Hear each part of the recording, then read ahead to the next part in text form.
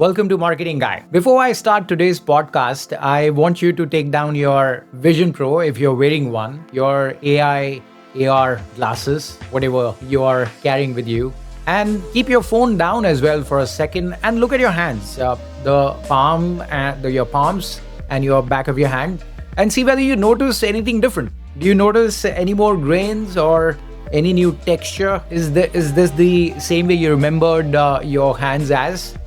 I'm not trying to be sarcastic here. All I'm trying to say is that we spend about 12 hours every day on an average looking at digital devices. Those digital devices that feel very smooth when you touch them, they are flawless, they are unresponsive and very cold, yet they consume the most of our day. For a lot of people, this might be even more because you're connected through your mobile phone, then you have your desktop that you're looking at, your emails that you need to reply, the work literally gets done through digital devices today. So 12 hours for quite a bunch of people might be less as well. And that's a lot of time. Can we officially say that we are living in a digital desert? I didn't get a better word to refer this, but we truly are living in a digital desert these times. And it is scary. It is scary, but today's podcast is not to make you more scared, and neither it is about to make you stop using digital devices. And obviously, this is not a podcast where I will be pushing you towards mindful sessions and meditation. This is a marketing podcast. And what it means for marketers is what the topic obviously is going to be. How, as marketers, we can be a lot more aware about what we are doing with digital devices. Because if the entire focus in 2026 and even beyond, if it is just going to be about pixels and putting up more social media content, which AI tool you can use to optimize your marketing campaigns, then you are probably missing out on a lot of opportunity which remains untapped. Now, if you see, for the last 2 decades or so, we have focused on 2 olfactory aspects of humans, which is looking at the eye and also looking at the ear. This is what digital devices do. Because we have 5 senses, we have touch as well, we have smell too, and then we have the 5th one, which is taste, right? Because even if you look at those devices where we spend so much time, we can't smell, we cannot taste, unless you're eating your mobile phone, which is not a healthy thing. Let's dive into today's podcast. Let's start with the neurological concept first. It's the digital satiety I want to introduce you to. You have, let's say, consumed a lot of social media short form content especially, and after spending 45 minutes or 60 minutes, by the way, that's a lot of time watching this content, and trust me, it happens with me as well, so don't feel guilty about it. But after consuming this short form content, you feel like you have watched a lot, but you still feel hungry. And that is the reason because this content is low fidelity in nature. What I mean by low fidelity is that it doesn't have much depth. Content in depth comes from spending good time consuming certain knowledge. And that comes from long form content like this. I'm not promoting my own content. If you see that, then I hope you're liking it. But the idea is that if you believe that in about 10 seconds or 15 seconds, you can inform your viewers about anything, then that's nothing. And it's scary as well because everyone today, especially on content creators' side, focuses on 3 seconds of attention. Otherwise, the users will churn. They will go to another video. And for us as well, when we are consuming content, we also know that if someone is not interesting in the first 2 or 3 seconds, that hook is not there, we don't watch that content. So digital satiety is indicating towards that. It's emphasizing that. So we want to be mindful whether we are as marketers presenting it to the consumers or as consumers when we are using content. If we want more depth, feeling that we have consumed and not feel hungry, then we want to spend time. We have to work hard for that matter. The second point I want to emphasize here is the creative commoditization, visual commoditization. What I mean by this is that when we are looking at these phones, creating great content through digital tools, whether those are LLMs or specific platforms that create content in a very quick span of time, takes about 3 or 5 seconds today to create all this form of content, that means it's all commoditized. And when such creativity and output is commoditized, then the only distinction that is left is density, texture, the haptic hook. And this is what I'm emphasizing. When you give someone your business card, that business card is what you touch. How much depth that paper has, what's the texture, is it, can you feel that? Or the hunk of a heavy car's door, that sound that you are able to feel is what brands today are only left with an option, I would say, to differentiate themselves as. Otherwise, you will be one amongst many. So what are the smart guys are doing correctly? Let's take two brands to understand this a little more in depth. The first one I want to talk about is Teenage Engineering. Now, Teenage Engineering, you may have not heard them a lot, but they make synthesizers and speakers. But they make it a little more traditional in nature. What I mean by that is that where new technology is moving towards touchscreens and making it more frictionless, they are going a little backward. If you remember, if you had a tape recorder, you would press the play button on it and it would play the song, or when you would use your radio, it would make certain click sound. That click sound would give you, if you recall that sentiment for the younger generation, it's the example over here, then what it does is it makes you feel. And this is where Teenage Engineering is very correctly, I would say, is going towards. First, obviously, it is distinguishing itself from every other tech out there, which is focusing on frictionless experience and touchscreens and voiceless experiences as well, where Teenage Engineering is going backward. And in a way, it's kind of a first mover's advantage. I don't see many brands that are doing this so correctly. If you know one brand that is doing it well, then do share it in the comments. But Teenage Engineering is doing quite flawlessly well. This mechanical resistance that comes with using their products is what makes them stand out. It's what makes the users, the consumers, that's what you're selling the products for, feel. They're using Haptic Hook as the core strategy to connect with consumers. So not just eyes and ears, but also touch, that Haptic Hook.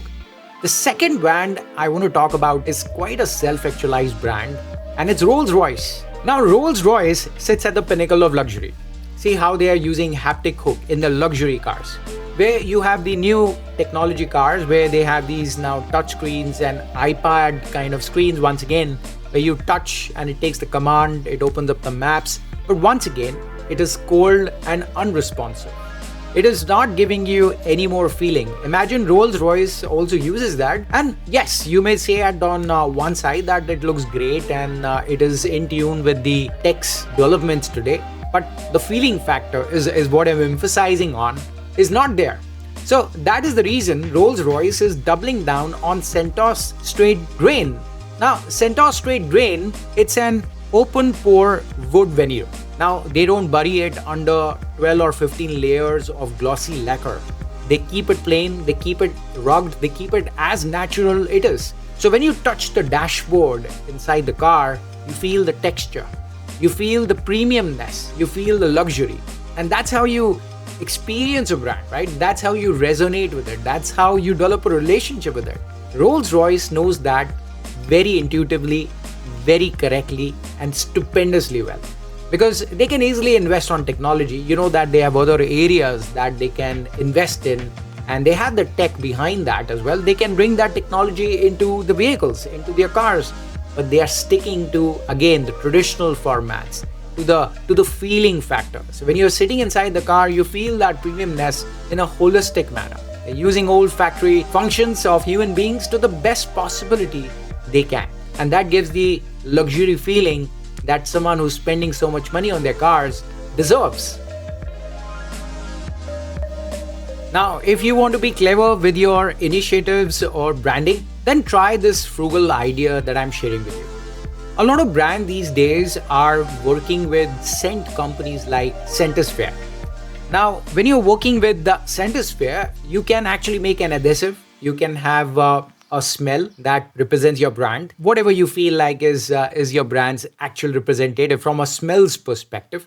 So when you tape your product and you send it to the consumer's home, if they've ordered online or however, just find that opportunity. And when a customer peels, when takes out the adhesive, the tape from the box, the packaging, that rupture, that creates that atmosphere and aura that brings that olfactory that I'm emphasizing about into the picture. You can easily visualize this as well. You can easily smell. If I tell you to smell a leather jacket, you can, right? So when a leather jacket comes to you in an advertisement where you're watching it on a social media platform, you only get to see that. But when I put a leather jacket in your hands, you truly come down to a conclusion whether you're going to wear it or not, because that leather jacket is something that you're going to wear. It is going to become your identity. See, if what I'm saying is not making sense, then vinyls wouldn't be making a comeback. Because when you're listening to a music stream online, whether through Spotify or Amazon Music, you don't own that stream. And it's become a $5 billion industry today. On my touch emphasis, look at what Mastercard is doing. Mastercard has a touch card today. There's a certain shape that Mastercard's touch card comes in. So obviously it started with an accessibility feature. So when you take out the Mastercard, you want to feel whether you may have maybe 3 or 5 more different credit cards or debit cards. You want to take out from an accessibility perspective, someone who cannot see their bag, as an instance, in a dark or in general as well. They need some help looking at whether they have the right card out. So it started with that. But look at this, how they have utilized senses so progressively well. Now, this doesn't stop at brands and businesses only. Even influencers today, that are the successful ones, are noticing this nuance as well. The Daily Stoic. Daily Stoic isn't just selling digital courses today. They are selling heavy minted brass. They call it amor fati medallions, because when you get a digital notification, that just goes out. Because even as good as your alarm in the morning, when you put the notification out or when you switch it off, you may get up after 1 hour without realizing it, unless someone comes and tells you, hey, wake up. It's time for you to wake up. This is exactly what happens with digital notifications as well. This is what Stoic noticed, that it is impossible to motivate someone unless they can actually feel it. And this medallion is an example of that, coming closer to users who can actually, after an accomplishment, reward themselves, remind themselves, keep it on their table, whether they are in the office or generally in their pocket as well, just to remind themselves that they have achieved something. And this touch experience with this medallion does that. Now, the 2 takeaways from today's podcast. The first one I want to discuss with you is the weight check.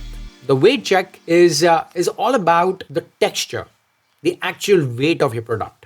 So if I ask you that if your consumer holds your product in their hands, when they feel the texture of it or when they actually weigh it, can from weight and can from texture, can your consumer actually say that it belongs to your brand?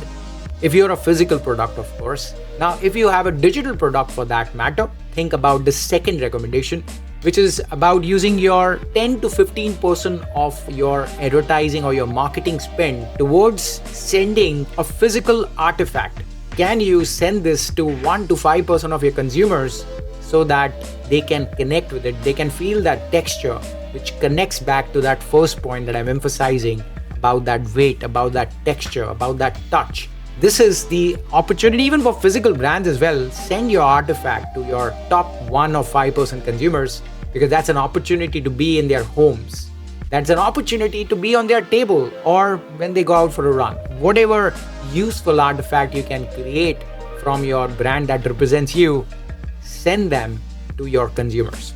The whole idea of today's podcast was to take you further from focusing on just digital channels and AI tools, LLMs, focusing on MarTechs and what marketing operations, what engagement rates you have, but also focusing at brand resonance, because brand building takes time. I hope you enjoyed today's content, because the whole idea with the marketing guy, my motto is to bring you trends and insights that takes you a step closer towards your consumers. My name is Rachit Kapoor. I hope you enjoyed today's content, because I definitely did.